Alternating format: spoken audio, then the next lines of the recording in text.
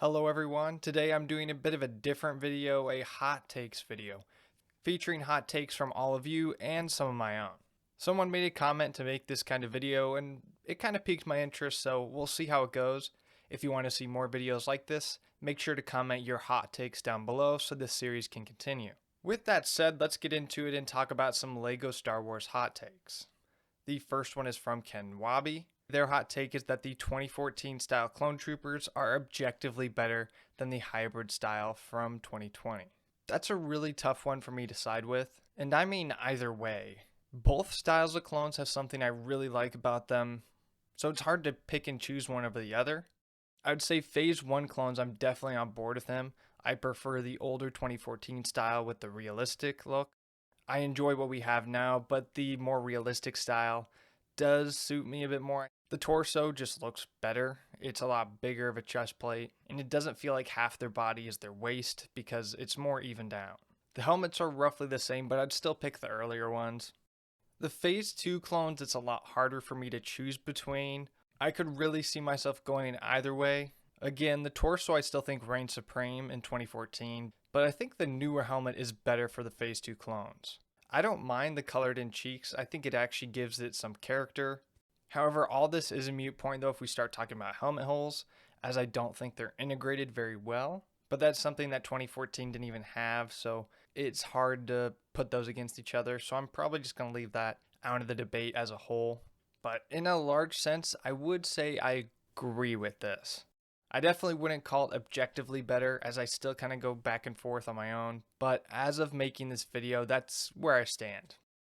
The next hot take is going to be one of my own, and that's the X-Wing mech is actually really cool, and I wouldn't mind more mechs if they were like that one. At this point, we've seen 5 mechs from LEGO Star Wars, and I don't think any of them have been good besides the X-Wing mech. That's not a hot take, many people agree on that. But as a whole, I kind of changed my mind on the mech line. With the X-Wing mech, I think this line actually has quite a bit of potential. If they went the route of the X-Wing mech and started to make them based off vehicles in a mech format. That's just so much more appealing to me and seems a little more fitting to the Star Wars universe. As otherwise, all the other mechs are basically just bigger builds of the characters and bad builds at that. They have a couple defining features, or maybe just even the color scheme in Darth Maul's case, that somewhat resemble them, but that's about it. And it's pretty shoddy in my opinion. It definitely feels like a kid set they're just kind of throwing together.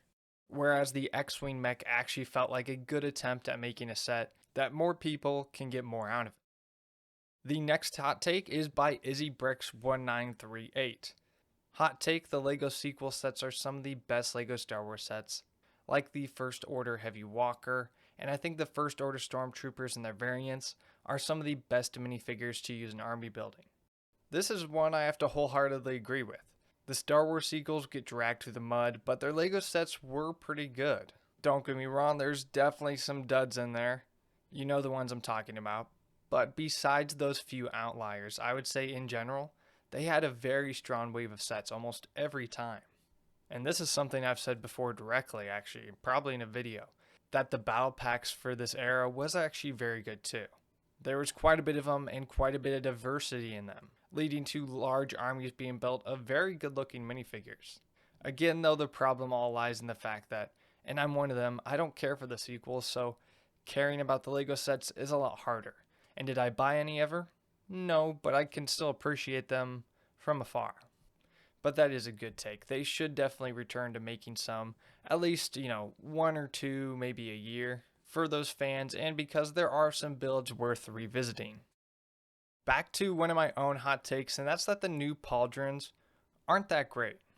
Before you go too crazy on me, I do like them, I just think they could have been better. LEGO stopped too short with this mold.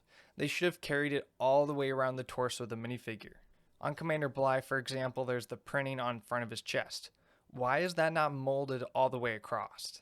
It wouldn't hinder the arm movement at all as it's so small, but yet it'd be perfectly accurate and still pop out at you. And they already took the time to mold that piece, so why not make it go further and make a better look? Is what they gave us terrible? No, but in some ways, I feel like it's a little incomplete. I haven't heard many people talk about this, so maybe it's just me, but it was one of those things I had to talk about somewhere because it's been bugging me ever since I've seen that set come out. The next hot take is by Caleb. The 2018 Sandcrawler is a great and super underrated set. Looks like a downside UCS model with a playable interior, 6 minifigures, 3 valuable exclusive droids. The smaller size makes it easier to store for me, and obviously cheaper too, while still looking great next to figures. Plus, it paired perfectly with the Tatooine Battle Pack that came out that year, and it even fit inside and doubled your Jawa count to 4. Personally, I agree with most of this except the downsizing. It's not a bad size, but I would have liked it just a couple studs bigger. Anyway, though, I can totally see where he's coming from. It is a pretty good set when you look at it. It gets trashed on pretty hard, but honestly, who wants to spend like $170 on a Sandcrawler? I don't. I mean, it's a very niche vehicle. It's a cool one, but it doesn't really have that big following that I think deserves that big of a set. One part of this hot take that I'm kind of iffy on, and I can't even decide for myself, is how I feel about including the Battle Pack into your judgment of this set.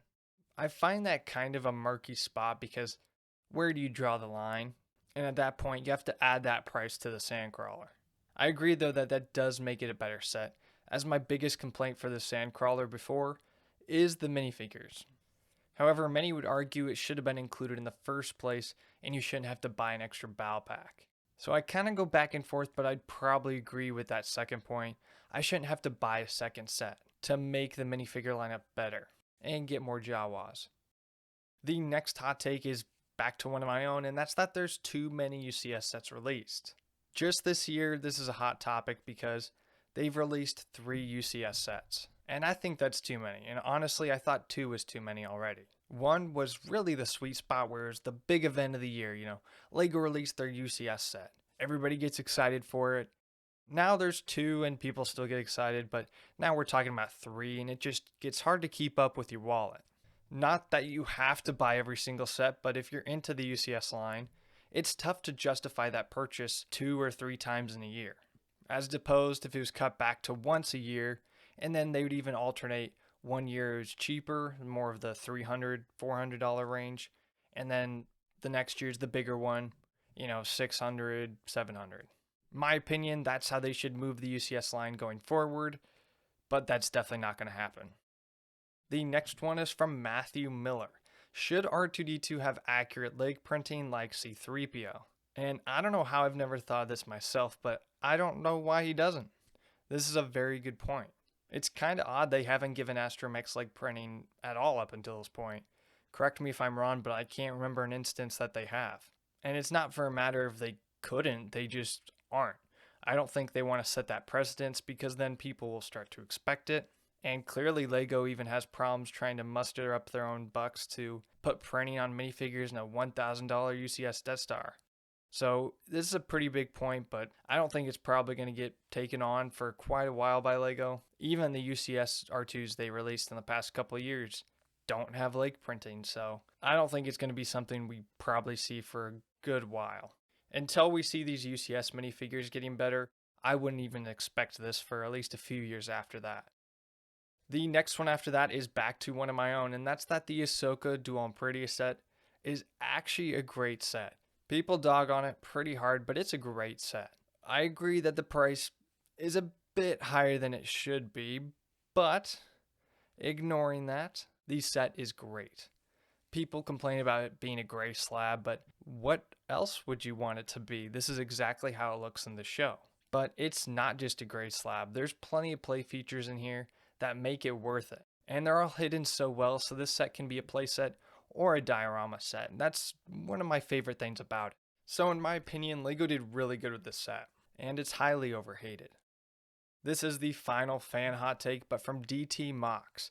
The Han Solo story box art was the best box art in LEGO Star Wars history. In LEGO Star Wars entire history, that's a tough sell for me, but I totally agree with you that it's one of the better ones out there. The white and yellow work so good together. It's a very clean look. The characters from the film look great up in the corner, and it just has a good combination of a clean look, but also has a lot going on that kind of draws you in, but doesn't detract from the set in its own box art. A really good era of LEGO Star Wars box art. I don't think I could call it the best. My favorite's probably the 2008 Vader box art, but I definitely agree it's up there. And the final hot take of this video is going to be one of my own, and it's a big one I've held on to for quite a while, is that the OG 501st Legion Clone Trooper set is extremely overrated. I don't think that's a very good set at all. The builds are fine, but they're super oversized. They were definitely trying to pump up those numbers just to get to a $30 price point for a set they knew was going to sell anyway because clones and 501st.